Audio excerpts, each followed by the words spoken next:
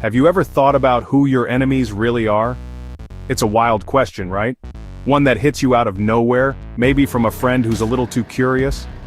But honestly, some of the worst enemies I've ever had have worn the mask of friendship.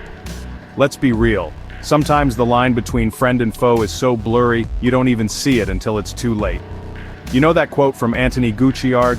The worst kind of enemies are those who pretend to be your friends. It's harsh, but it's true.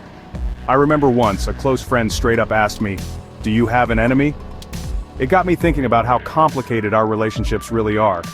Sometimes, the people you trust the most are the ones who can hurt you deepest. And that's because friendship and hostility aren't always opposites.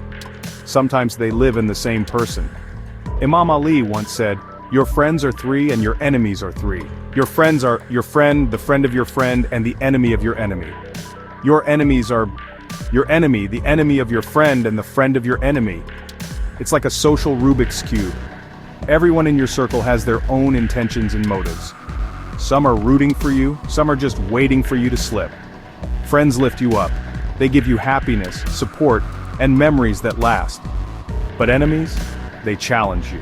They reveal your weaknesses, force you to grow, and teach you about loyalty and trust, sometimes the hard way.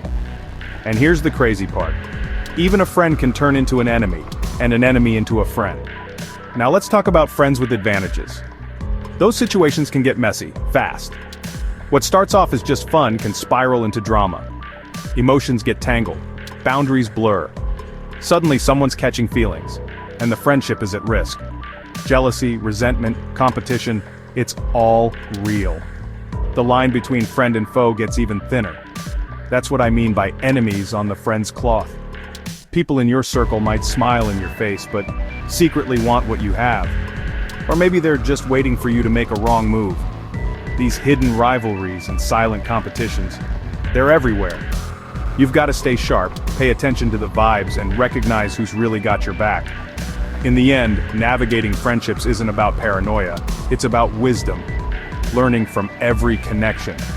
Because, as Martin Luther King Jr. said, we will remember not the words of our enemies, but the silence of our friends. So next time you look around at your friends, ask yourself, who's really on your side?